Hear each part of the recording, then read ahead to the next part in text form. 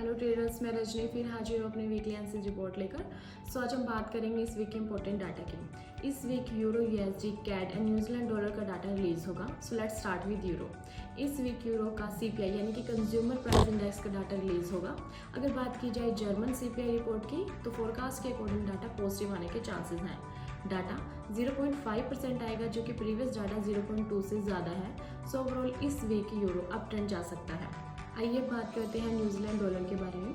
इस week New Zealand dollar का reserve bank of New Zealand monetary policy and rate statement का data release होगा and official cash rate का data भी इस वीक रिलीज होगा। सो अगर बात की जाए ऑफिशियल कैश रेट के डाटा की तो फोरकास्ट के अकॉर्डिंग डाटा 5.50% आएगा जो कि प्रीवियस डाटा 5.50 के ही इक्वल है।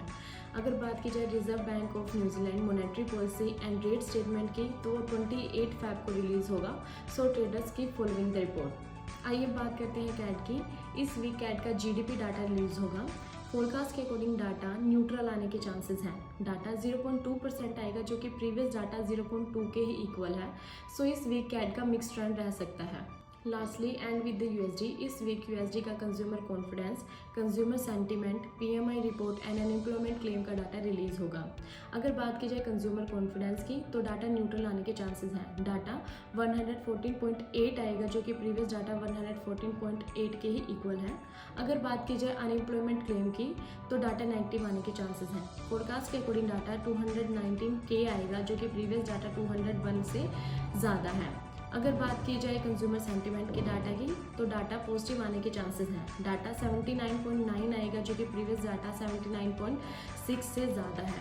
अगर बात की जाए ISM PMI रिपोर्ट की तो भी डाटा पॉजिटिव आने के चांसेस हैं। डाटा 49.5 आएगा जो कि प्रीवियस डाटा 49.1 से ज़्यादा है। सो ओवरऑल इस वीक यूएसडी अप ट्रेंड जा सकता है। So traders keep following the report. तब तक के लिए thanks and please like and subscribe our channel.